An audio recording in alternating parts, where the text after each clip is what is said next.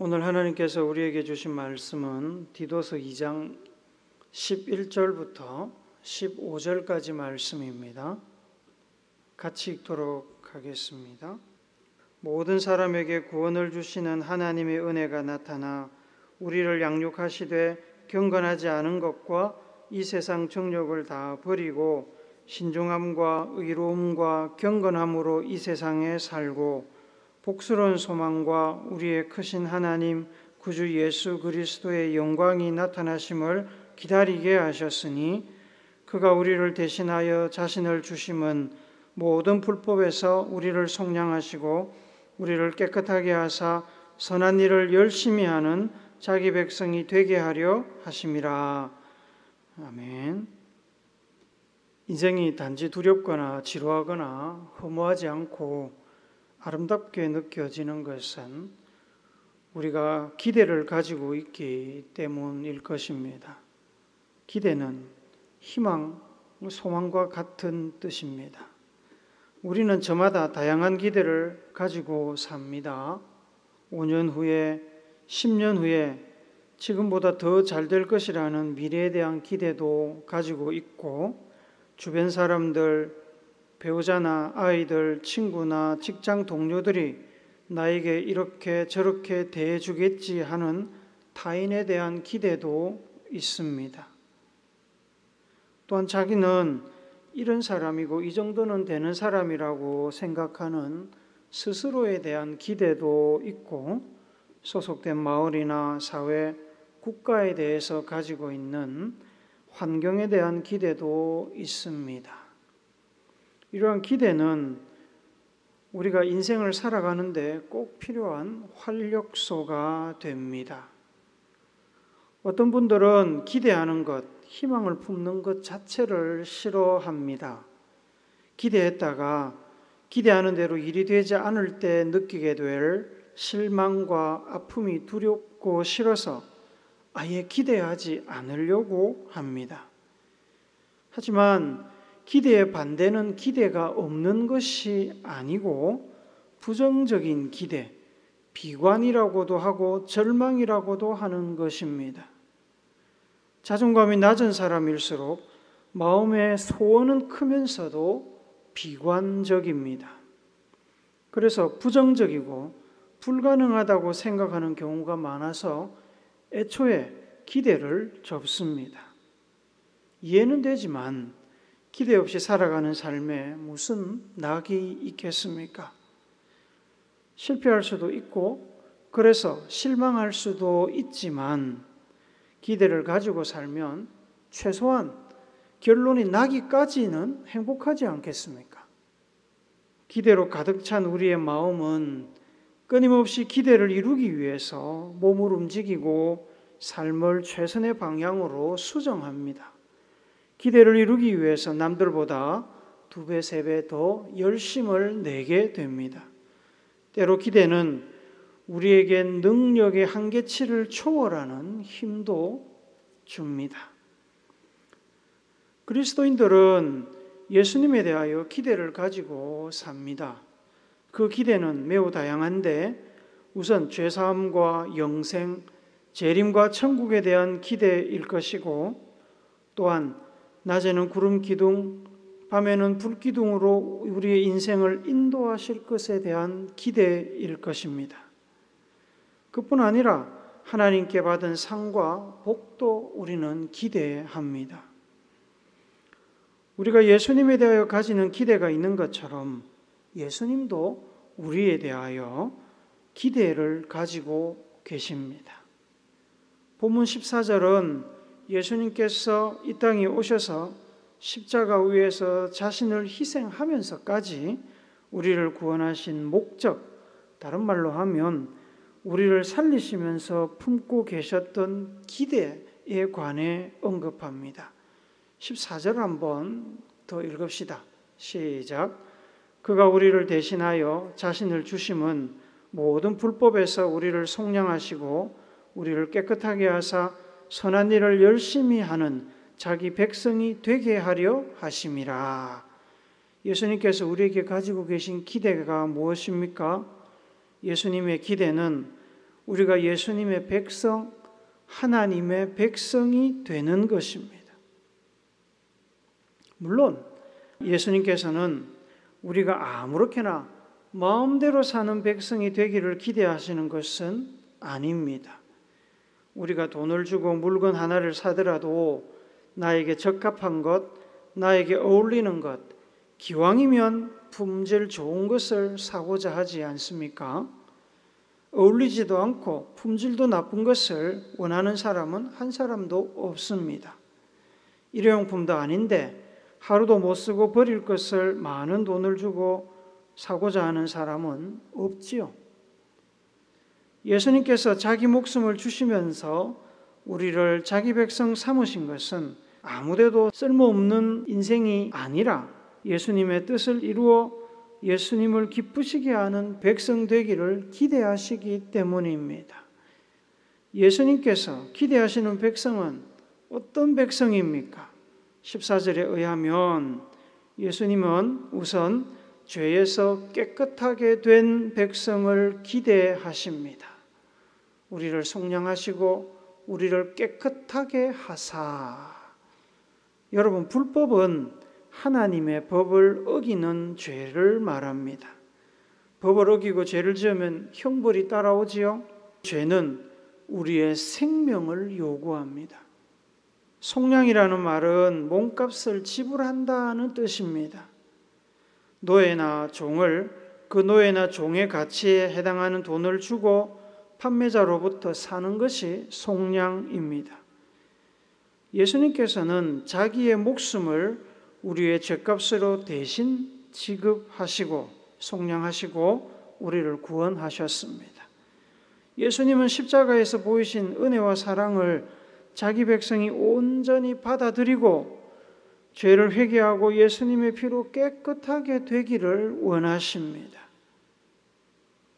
다음으로 14절에 의하면 예수님께서는 자기 백성들이 선한 일을 열심히 하는 사람이 되기를 기대하십니다. 성경에서 선은 윤리, 도덕적인 선한 마음과 행동도 포함하지만 근본적으로는 악에 반대되는 개념입니다. 악이 아닌 것, 악에 반대되는 것이 선입니다. 하나님은 악이 티끌도 없으신 절대적으로 선하신 분입니다. 시편 52편 9절에 보면 주의 이름이 선하시다고 말씀합니다. 이름은 곧 그 이름을 가진 사람이나 존재 자체를 뜻하지요. 이재영이라는 이름은 이재영 목사 자체를 의미합니다. 그래서 주의 이름이 선하다는 것은 곧 주님이 선하시다는 뜻입니다. 선하다고 불리는 혹은 선한 것처럼 보이는 분이 아니라 하나님 자체가 선하시고 선은 하나님의 속성입니다. 시편 109편 21절은 주의 인자하심이 선하시다고 고백합니다. 하나님이 선한 분이라서 하나님께서 행하시는 모든 일이 선합니다. 그 중에 하나님의 인자하신 성품 역시 선하다고 고백하는 겁니다. 시편 147편 1절은 하나님을 찬양하는 일이 선하다고 고백합니다. 선하신 하나님을 알고 찬양하는 일도 선한 일입니다. 정리하면 성경에서 선은 하나님과 관련된 모든 것, 하나님이 원하시는 일, 하나님이 기뻐하시고 하나님이 이루고자 하시는 일, 하나님의 뜻을 포괄하는 의미입니다. 선은 악으로부터 반대편에 있는 것입니다. 선과 악이 그래서 함께 할 수 없습니다. 성경적으로 선한 일은 세상에서 말하는 도덕이나 윤리적으로 착하다는 개념을 넘어섭니다. 세상의 도덕과 윤리는 시대에 따라, 나라에 따라, 사회에 따라 또 개인에 따라 변합니다. 다릅니다. 절대적이지 않습니다. 그리스도인들은 세상의 선의 기준을 두고 사는 사람이 아닙니다. 그리스도인들은 영원하신 하나님이 요구하시는 선, 성경적인 선을 실천하는 사람입니다. 그래서 우리는 가끔 주변에서 아니 어떻게 저렇게 착한 사람이 저렇게 억울한 일을 당하고 죽지? 뭐 이런 이야기를 많이 듣지 않습니까? 그 선은 사람들이 생각하는 선입니다. 하나님의 선이 아닌 거죠. 성경적인 선은 성도들에게 세상의 것과 비교할 수 없는 높은 윤리적, 도덕적 실천을 요구합니다. 그래서 적당히 착한 일을 하는 수준에 머물 수 없습니다. 열심히 적극적으로 선을 추구해야 됩니다. 그리스도인의 삶은 흘러가는 세상의 강물을 거슬러 올라가는 배와 같습니다. 노를 적당히 저으면 배는 강물 따라 흘러갑니다. 강물의 속도만큼, 강물이 흘러가는 속도만큼 노를 저으면 배는 항상 그 자리에 있습니다. 강물보다 더 빨리, 더 열심히 노를 저어야 세상의 흐름과 변화보다 더 열심히 하나님의 선을 추구하며 실천하며 살아야 거슬러 갈 수 있습니다. 세상의 물결에 휩쓸려 다니지 않을 수 있다는 말입니다. 예수님께서는 그리스도인들이 선한 일을 열심히 하기를 기대하십니다. 12절은 하나님께서 기대하시는 백성들의 삶을 좀 더 구체적으로 기술합니다. 성도는 하나님의 백성으로 살기 위해 취할 것과 버릴 것이 있습니다. 12절을 한 번 더 읽어봅시다. 시작. 우리를 양육하시되 경건하지 않은 것과 이 세상 정욕을 다 버리고 신중함과 의로움과 경건함으로 이 세상에 살고. 먼저 경건은 성경에 드러난 하나님의 거룩한 성품, 그리고 지상에서 예수님께서 보여주신 삶의 본을 따르는 성도들의 태도를 말합니다. 다시 한번, 경건하다는 것은 성경에 드러난 하나님의 거룩한 성품과 지상에서 예수님께서 보여주신 삶의 본을 따르는 태도이고 성품입니다. 예수님을 닮고자 하는 사람들, 성도들은 경건하게 살 것을 요구받습니다. 예수님의 복음의 핵심이 사랑이다 보니까 야고보에 따르면 참된 경건은 하나님만을 의지하며 세속에 물들지 않고 어려움 중에 있는 사람을 도와주는 태도라고 말씀합니다. 경건하지 않은 것은 경건의 반대겠지요? 경건하지 않은 것은 하나님에 대한 존경과 사랑도 없고 하나님을 의지하지도 않고 하나님의 거룩한 성품을 담고자 하지도 않고 이기적인 욕심에 빠져 있는 상태, 성품입니다. 그래서 어려움 중에 있는 사람을 도우려는 마음도 없고 사랑이 없는 성품과 태도가 경건하지 않은 것입니다. 세상의 정욕은 세속적인 욕심을 말합니다. 하나님의 뜻과 하나님의 나라와 하나님이 기뻐하시는 거룩한 열정이 아니라 이 땅에서 눈에 보이는 유한한 것에 집착하여 하나님의 뜻을 거스르는 열정입니다. 이런 경건하지 않은 것과 세상의 정욕을 다 버려야 죄를 멀리하게 되고 하나님의 깨끗한 백성이 될 수 있습니다. 버릴 것이 있으면 취할 것도 있습니다. 12절은 하나님의 백성으로서 선한 일을 열심히 하는 삶을 살기 위해 신중함과 의로움과 경건함을 가지라고 명령합니다.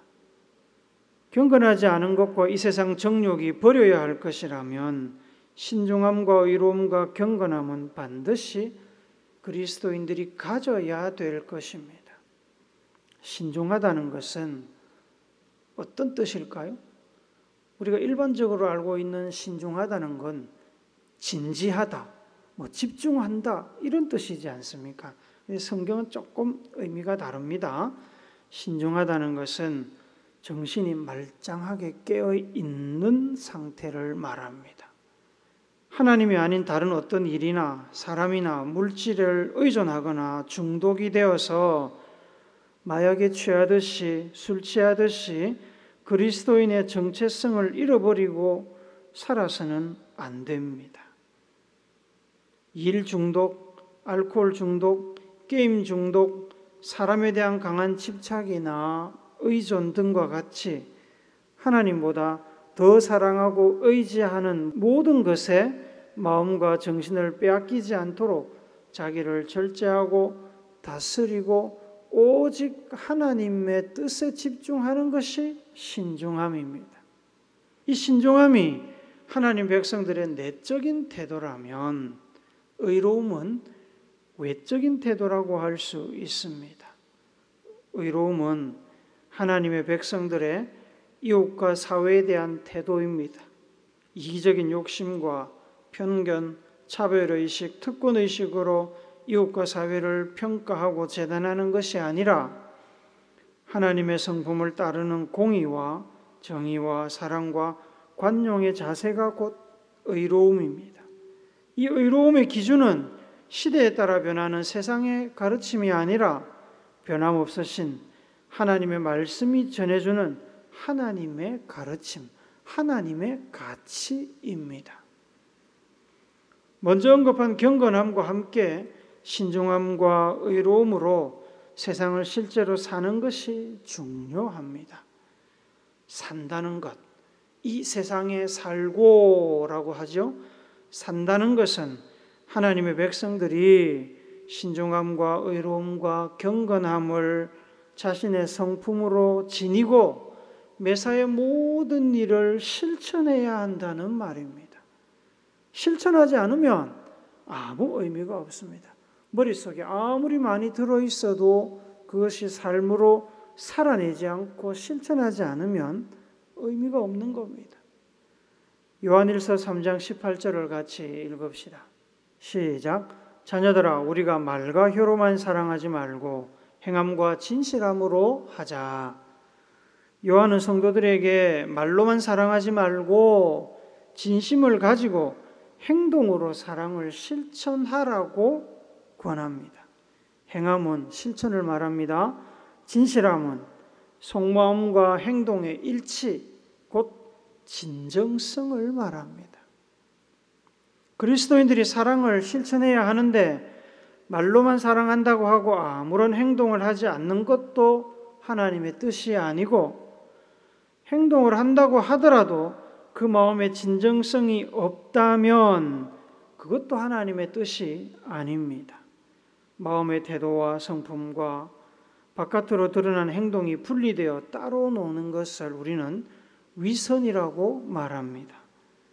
진정성이 없는 립서비스, 인사치레로 전달되는 사랑의 말이나 혹은 다른 목적을 가지고 사랑처럼 보이게 하는 행위가 아니라 마음과 말과 행함이 일치하는 사랑을 실천하라고 말씀하고 있습니다.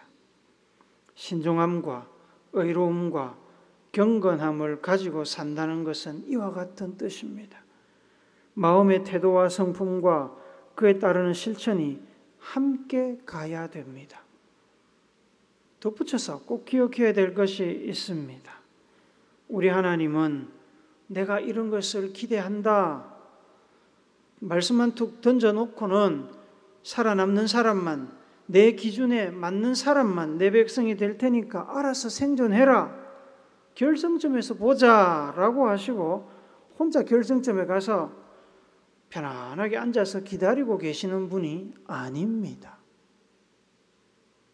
누가 도착하는지, 누가 경쟁해서 끝까지 살아남는지 관찰만 하고 계시는 무정한 분이 아니라는 말입니다. 이 세상이 어떻게 되든, 여러분들이 어떤 삶을 살든 지 팔자지, 지 운명이지 이러고 뒷짐지고 구경만 하시는 분이 아니라는 겁니다.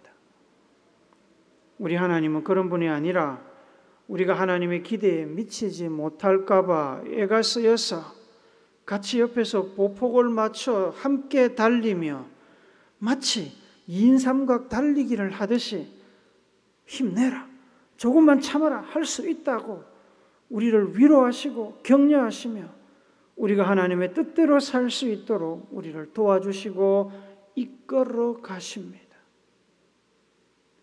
우리가 하나님께서 기대하는 사람으로 성장하도록 하나님께서는 친히 우리를 양육하십니다.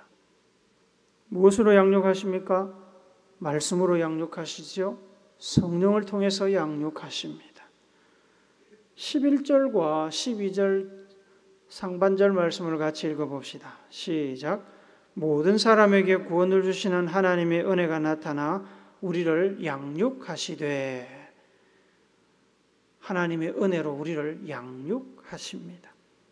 양육은 아이들이나 미숙한 사람들을 가르치고 훈련하여 성숙시키는 활동을 말합니다.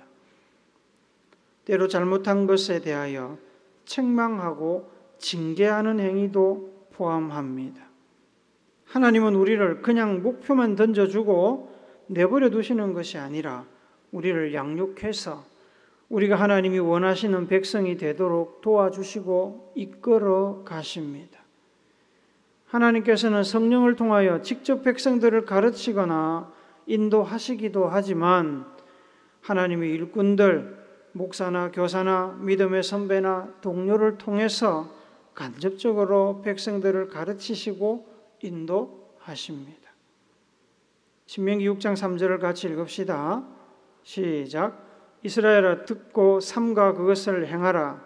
그리하면 내가 복을 받고 내 조상들의 하나님 여호와께서 내게 허락하심 같이 젖과 꿀이 흐르는 땅에서 내가 크게 번성하리라. 우리가 가지고 있는 이 성경은 바로 하나님께서 우리를 가르치고자 하는 내용을 정리하여 모아놓은 삶의 지침서입니다. 또한 지켜 순종하면 복을 주시는 복음서입니다. 디도서 2장 1절에 보시면 바울은 디도에게 오직 너는 바른 교훈에 합당한 것을 말하라 하고 당부합니다. 하나님의 말씀을 편삭하지 않고 하나님의 뜻대로 적절한 방법을 통해 잘 가르치라는 뜻입니다. 그리고 가르칠 내용들을 10절까지 구체적으로 나열하고 있습니다. 그렇게 잘 가르치면 어떤 결과를 기대할 수 있을까요? 5절 하반절에 보시면 하나님의 말씀이 비방을 받지 않게 하려 함이라. 8절 하반절에는 우리를 악하다 할 것이 없게 하려 함이라. 10절 하반절에는 우리 구주 하나님의 교훈을 빛나게 하려 함이라 하고 말씀합니다. 하나님의 말씀을 잘 가르치면 성도들의 행실 때문에 하나님의 말씀이 비방을 받지 않습니다. 잘 가르쳤다는 건 잘 전달되었다는 것이고, 잘 전달되었다는 것은 잘 받아들이고 숙지해서 실천한다는 말씀이죠. 그러니까 성도들의 행실 때문에 하나님의 말씀이 비방을 받지 않게 되는 겁니다.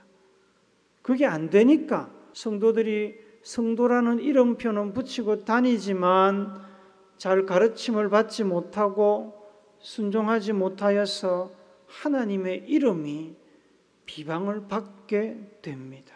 오늘 한국 교회가 그렇습니다. 또한 성도들이 악하다고 욕듣지 않게 됩니다. 하나님의 교훈, 은혜와 진리가 성도의 삶을 통하여 선하게 영향력을 발휘해서 하나님께서 영광을 받으시고 믿지 않던 이들도 말씀을 받아들이게 되어 하나님의 백성으로 살 수 있게 될 것입니다. 거기에다가 하나님께서는 백성들이 이 땅에서 선한 일을 열심히 하며 살아갈 수 있도록 삶의 활력이 되는 소망을 우리에게 주셨습니다. 우리에게 기대, 희망을 주셨습니다. 13절 말씀을 한 번 더 읽어봅시다. 시작. 복스러운 소망과 우리의 크신 하나님 구주 예수 그리스도의 영광이 나타나심을 기다리게 하셨으니, 이 소망은 예수님의 재림을 기다리며 천국과 영생을 기대하는 마음입니다.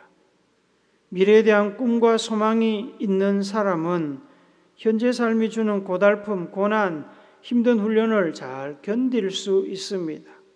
이 고비를 넘어가면 바라던 꿈과 소망이 이루어지기 때문입니다.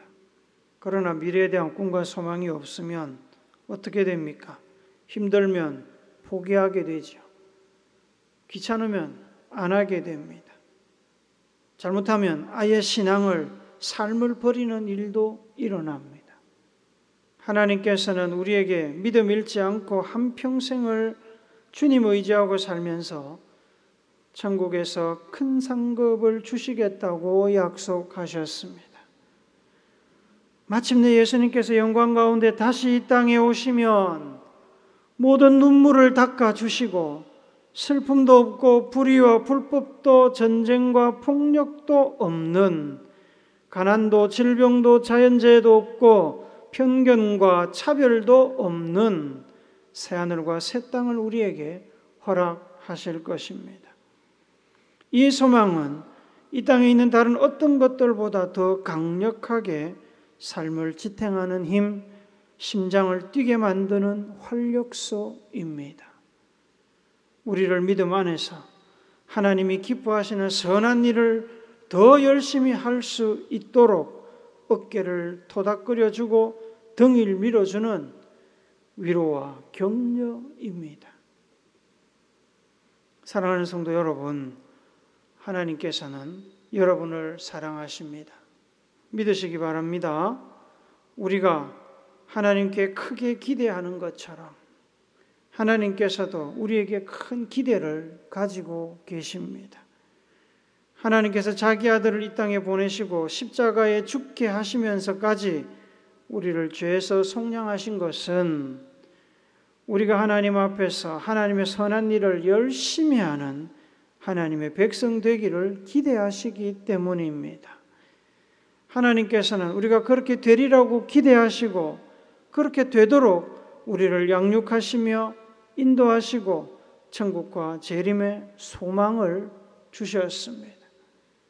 큰 기대와 소망을 가지고 하나님의 말씀을 잘 배우고 순종하여서 선한 일을 열심히 하는 거룩한 하나님의 백성들이 되시기를 본을 보여주신 예수님의 이름으로 축복합니다. 아멘.